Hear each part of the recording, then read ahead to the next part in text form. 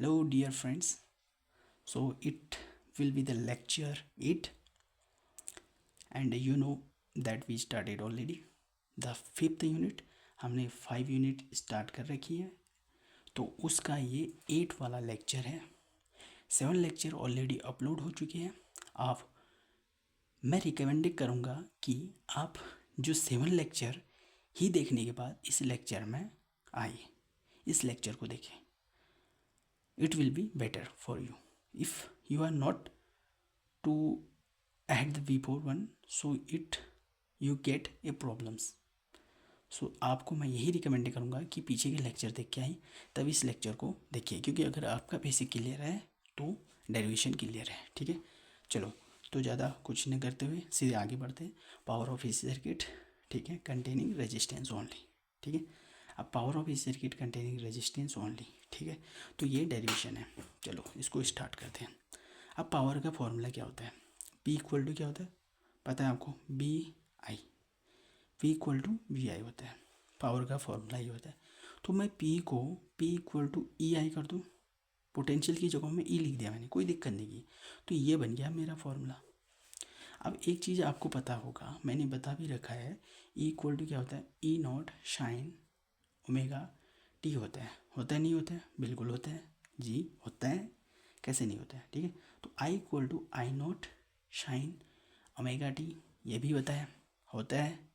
ये दो आपको याद है, कहाँ से आए कैसे आए सब बता रखे हैं। ठीक है, तो ये हो गया।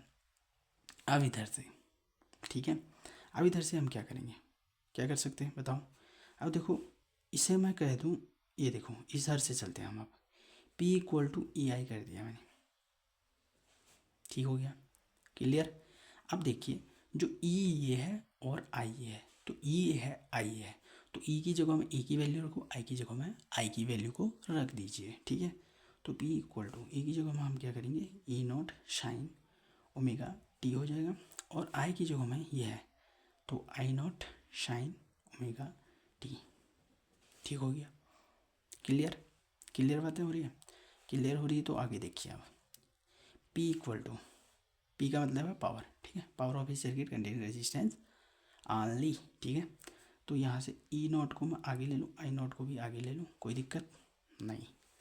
तो साइन, ये यहाँ भी साइन है यहाँ भी साइन है, तो साइन स्क्वायर ओमेगा टी हो जाएगा, और आई नॉट को मैंने आगे ले लिया, ई नॉट ये है। ठीक हो गया, क्लियर हो गया, बातें क्लियर हो रही हैं? क्लियर हो रही तो ठीक है। तो इतना आ गया हमारा, ये आ गया है एक चीज़। अब निकालना है क्या, देखो नाव, अब निकालेंगे नाव, एवरेज पावर निकालेंगे।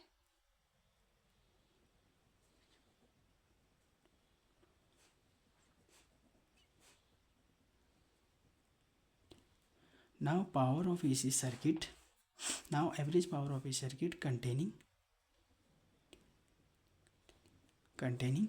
resistance, containing only,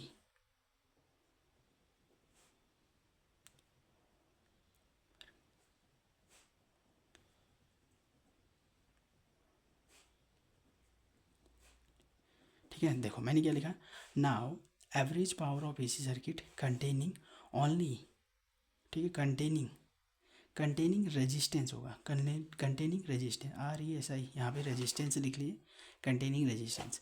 now average power AC circuit containing resistance only over the complete cycle T, ठीक है, over the complete cycle T, तो यहाँ पे लिखे।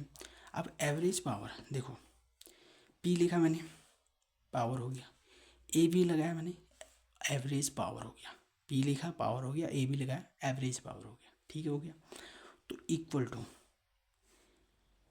0 टू टी ओवर एक कंप्लीट साइकिल टी का है ना, तो 0 टू टी कर देंगे, ठीक है, और पी डी टी कर देंगे, ये हो गया, upon 0 to T D T लगा दो। क्लियर हुआ? इतनी बातें क्लियर हुई? क्या कह रहा हूँ?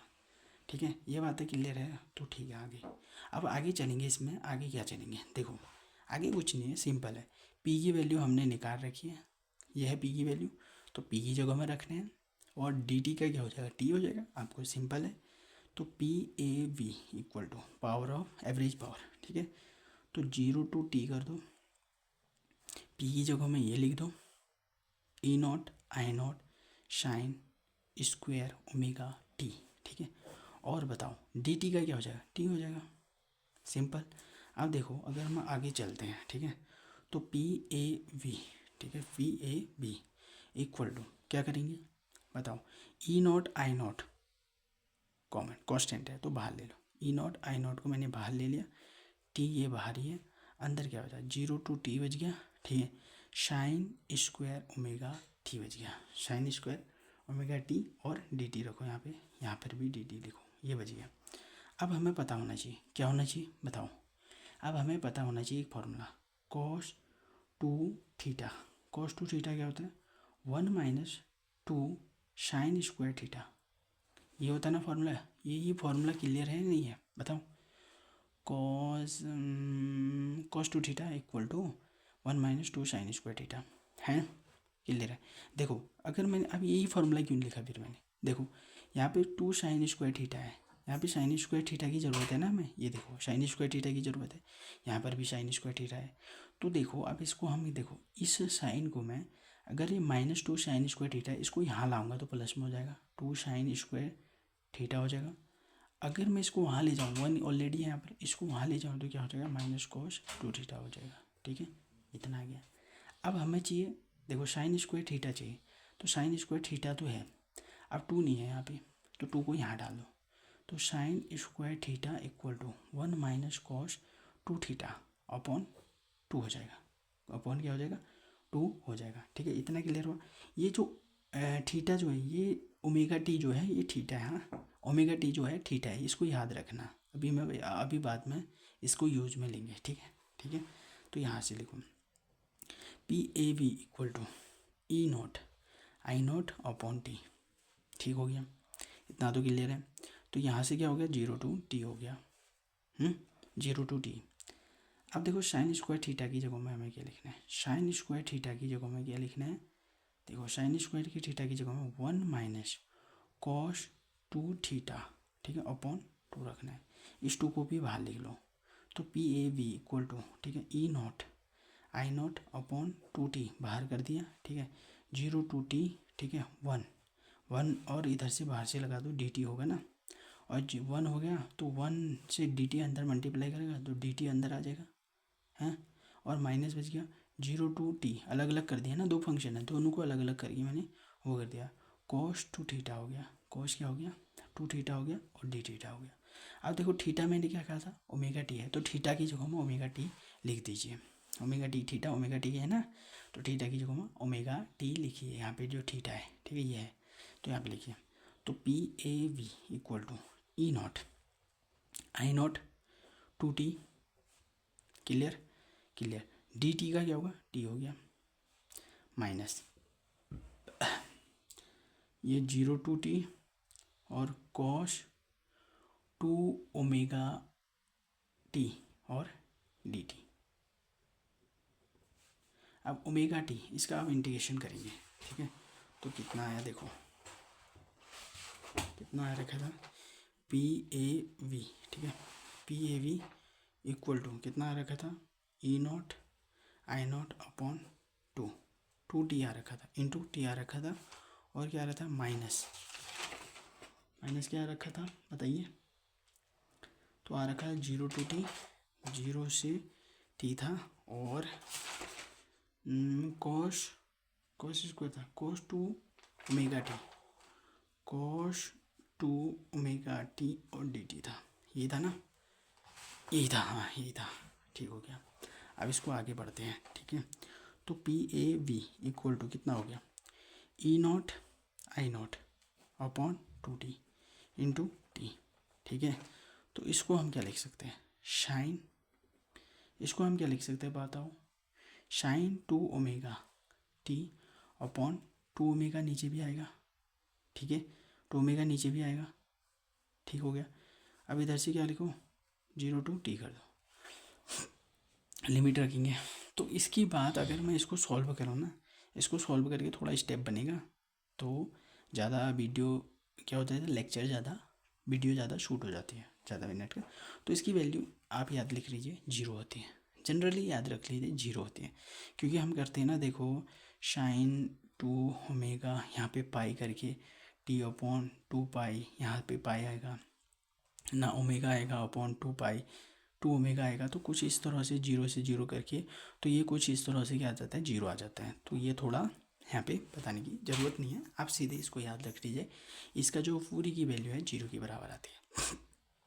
तो क्या हो गया, कोई नंबर नहीं काटेगा, ठीक है। ये देखिए पी ए भी इक्वल टू क्या हो गया, ई नॉट आई नॉट, ठीक है, अपॉन 2 टी है। तो 2 टी से एक टी कैंसिल कर दो तो बचेगा टी,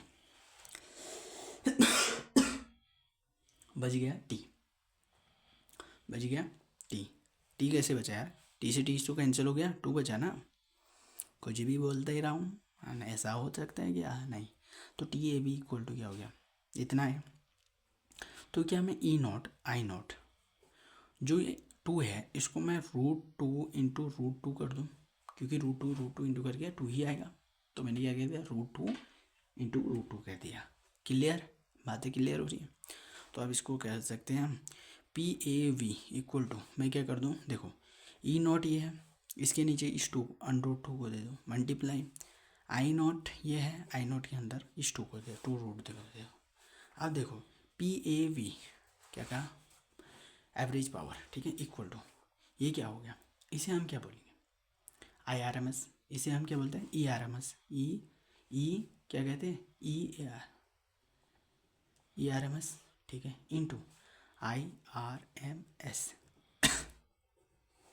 तो ये लीजिए, ये हमने प्रूव कर लिया, ये प्रूव कर लिया। तो ये क्वेश्चन आता है, ये क्वेश्चन आता है एग्जाम में, ठीक है। Power of AC circuit containing resistance, V important है, ठीक है। Power of AC circuit containing resistance only, ठीक है। या तो ऐसे करके प्रूव करो कहेगा, या कह देगा वो average power, prove that average power equal to E R M S and I R M S, ऐसे भी कह सकता हूँ। क्वेश्चन कैसे भी घुमा के आ सकता है, लेकिन आपको डेरिवेशन क्लियर होनी चाहिए। So friend, if you like this videos, आपको पसंद आई तो लाइक करें, शेयर करें, कमेंट करें, और ज़्यादा से ज़्यादा इसे फ्रेंड सर्कल में शेयर करें, और सब्सक्राइब करना ना भूलें, क्योंकि अगर आप सब्सक्राइब करेंगे तो मोटिवेट मिलेगा। और अगले लेक्चर बहुत जल्दी अपलोड करूँगा हो सके एग्ज़ाम से पहले सभी लेक्चर आपके इस चैनल में मैं अपलोड कर दूँगा। आप विजिट करें, थ्रो करें जाके, और अपनी स्टडी अच्छी करें। Thank you.